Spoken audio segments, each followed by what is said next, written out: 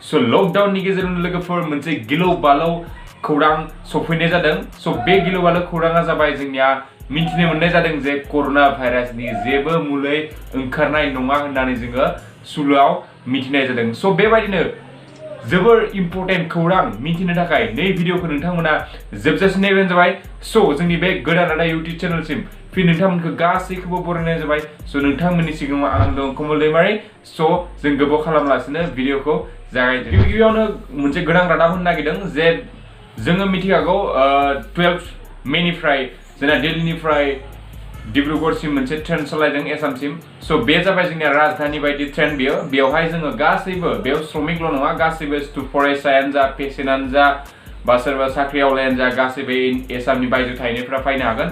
स' बे ट्रेना फैबाय थानाय 7 दानसिम सानफ्रोमबो सालायगोन होननानै जोङो खौरां मोननाय जादों।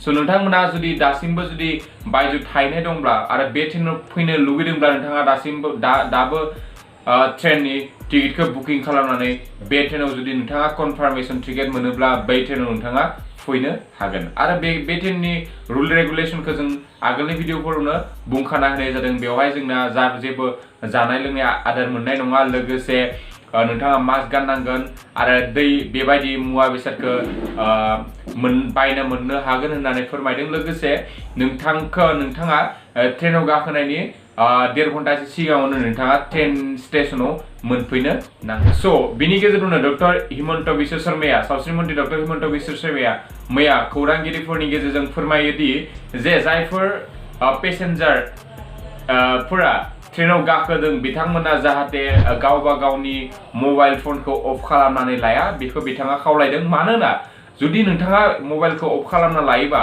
अब्ला नोंथांनि हल डिटेल्सफोरखौ बिथाङा मिथिनाय नङा आरो जाहाथे नोंथांनि बे हल डिटेल्सफोरखौ जेनेबा अथ'रिटिज गभर्नमेन्टआ आरोना नोंथांखौ फन खालामगोन आरो नोंथाङा जुदि बे बाक्सा डिस्ट्रिक्टनि एबा क'क्राझार डिस्ट्रिक्टनि बा नोंथांखौ क'क्राझार स्टेशनावनो बोख्लायनानै बेवहायनो क्वारेन्टाइन खालामनाय जागोन। स' क्वारेन्टाइन खालामनो थाखाय जा जोंना मुवा बेसाद नांगौ जेनेबा माबायदि जों क्वारेन्टाइन खालामगोन बेफोरखौ नोंथांमोना ट्रेनाव फैबाय थानाय समाव लाहार फाहार खालामजोबनाय जागोन। स' नोंथाङा जाहाथे जुदि ट्रेनाव बायजोनिफ्राय फैदोंबा मबाइलखौ एटलिस्ट सुइच अफ खालामालासिनो फैयो जेन। स' बेखौनो डक्टर हिमन्त बिश्व शर्माया मैया खावलायनाय जादों।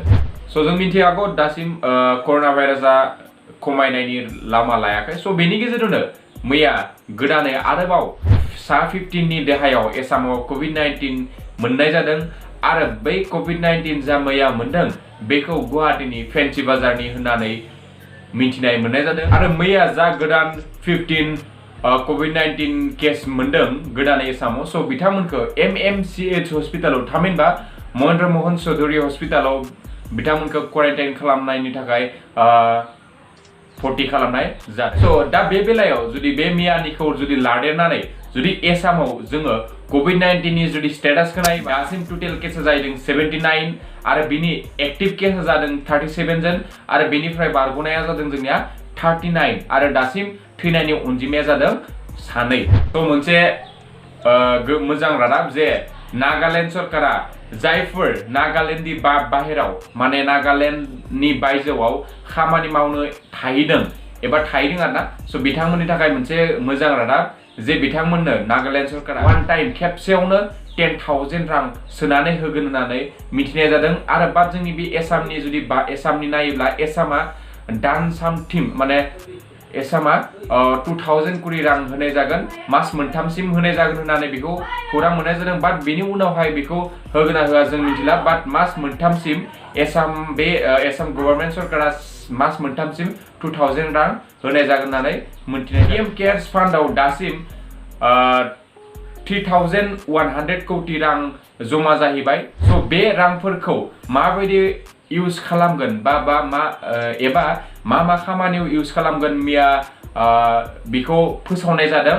आरो बेबायदि जुदि जोङो नायोब्ला बै 3,100 कौटि रांनि बादाव 2,000 क्र'रखौ भेन्टिलेटरनि कारणे खरस खालामगोन आरो बेनि उनाव 1,000 क्र'रखौ लेबार एबा बायजोआव खामानि मावनाय मानसिफोरनि थाखाय इउज खालामगोन होनना बुंनाय जादों।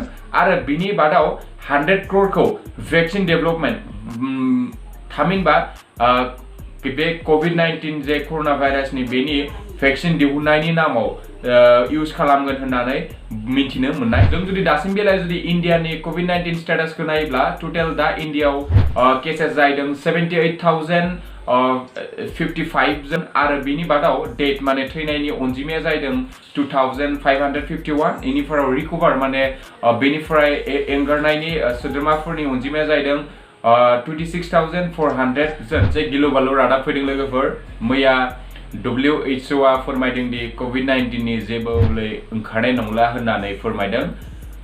स' जेरैबायदि दासिमबो HIV नि बेमारनि मुलि ओंखाराखै थ' थिग बेबायदिनो COVID-19 नि मुलिया ओंखारनाय नङा होननानै मैया WHO नि इमारजेन्सि डाइरेक्टर माइकेल रियाना मैया जिनेभानि मोनसे प्रेस कनफारेन्सआव बुंदों। स' बे मोनसे जोंनि कारणे गाज्रि खौरां मानोना COVID-19 आ बांद्रायलांबाय थादों। स' बेखाय जुदि लोब्बा लाखिनानै जुदि नायोब्ला जुदि बेबायदि जुदि भेक्सिन ओंखाराबा जोंनिया गासै बुहुमानो जोंनिया फिनि जागोन बायदि जोङो सानना लानो हायो। स' बिथांमोना आरो लोगोसे बुंदों जे जिहेतु जोंनिया भेक्सिन ओंखारनाया गोब्राब स' बेखायनो जाहाथे साफ्रोमबो सुबुङानो गावबा गाव बे बेमारखौ रैखाथि होनो थाखाय सांग्रां जानांगौ होनना WHO नि बे डाइरेक्टरा बुंनाय जादों। स' जुदि जोङो दासिम जुदि वर्ल्डनि COVID-19 नि जुदि स्टेटासखौ जुदि नायोब्ला वर्ल्डआव दासिम टोटेल केसेस जादों 44,29,223 बिनिफ्राय थैनायनि अनजिमाया जादों 2,98,165 जन बिनिफ्राय रिकभार जानायनि अनजिमाया जादों 16,58,969। स' जोङो बे भिडिअनि गेजेरजों जेसेबां खौरां सावरायबाय थारैनो नोंथांमोना जुदि मोजां मोनदोंब्ला जोंनि चेनेलखौ जेसेबां हायो शेयार खालामदोलाय आरो नोंथांमोना लाइक होनो बावनो नाङा। खमसे खम नै भिडिअ जोङो 100 लाइक टारगेट खालामदोंमोन। स' बेखौ जाहाथे नोंथांमोना फुलफिल खालामहैयो। स' नोंथांमोना जुदि बेबायदि रिलेटेड निउसनि आपडेट रिलेटेड जुदि सानफ्रोमबो भिडिअ जुदि मोनबाय थानो लुगैदोंबा नोंथाङा जोंनि चेनेलखौ साबस्क्राइब खालामना लाबानो जाबाय। स' बेबायदि गोदान भिडिअ नोंथांमोनखौ थाबैनो फिन लोगो मोनफिनगोन होनना आसा खालामनानै बिदाय लानाय जाबाय। स' खुलुमबाय लोगो।